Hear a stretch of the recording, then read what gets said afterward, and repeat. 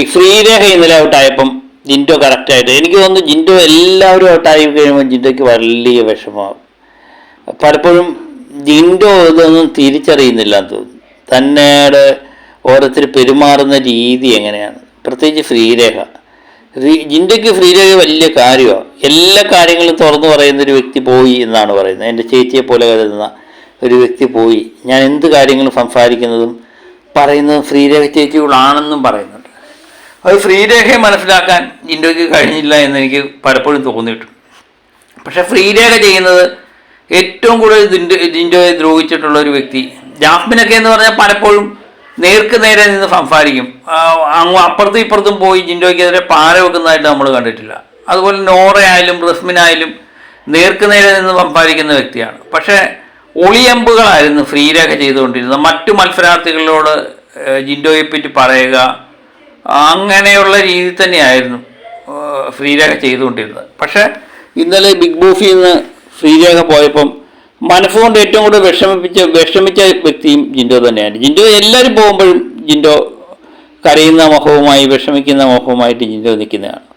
അത് ഒരു അഭിനയമൊന്നുമല്ല, അത് ഉള്ളിൻ്റെ ഉള്ളിൽ നിന്ന് വരുന്ന ഒരു സംഭവം തന്നെയാണ്.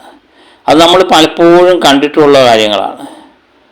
ജിൻഡോ എനിക്ക് തോന്നുന്നു ഗബ്രി പോയപ്പോഴും ജാസ്മിൻ വിഷമിച്ചതുപോലെ തന്നെ ജിൻഡോയും വിഷമിച്ചിരിക്കുന്നത് നമ്മൾ കണ്ടായിരുന്നു. കാരണം പ്രത്യേകിച്ച് ആരോടും ശത്രുതയൊന്നുമില്ല, ഒരു ഗെയിമായിട്ട് കരുതാനുള്ളൊരു മാനസികാവസ്ഥയെ തന്നെയാണ് ജിൻഡോ.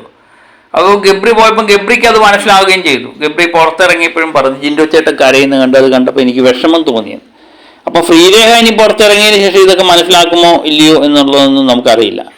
അഭിഷേകും നമ്മുടെ അൻഫിബയും കൂടെ സംസാരിക്കുന്നുണ്ട് ഈ ശ്രീരേഖയെ പറ്റി. ശ്രീരേഖയുടെ സ്വഭാവം ഓരോ ടൈമിലും ഓരോ രീതിയിലാണ്. ഇപ്പം 2 ദിവസം ഒരാളുടെ കൂടെ നിന്ന് കഴിഞ്ഞാൽ 2 ദിവസം കഴിഞ്ഞ് വേറെ ഒരാളോട് ഒപ്പം പോയി നമ്മളെപ്പറ്റി പറയും എന്നൊക്കെ അൻഫിബയും അഭിഷേകവും പറയുന്നുണ്ട്.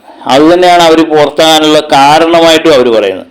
അപ്പോൾ അവിടുത്തെ മത്സരാർത്ഥികൾക്കെല്ലാം പലപ്പോഴും അറിയാൻ പറ്റും, ശ്രീരേഖയുടെ സ്വഭാവമൊക്കെ ഏകദേശം അറിയാം. പക്ഷേ ജിൻഡോ എനിക്ക് തോന്നുന്നു ജിൻഡോ ആത്മാർത്ഥമായി അവിടെ സ്നേഹിച്ച കൂട്ടത്തിൽ തന്നെയാണ് ശ്രീരേഖയെ.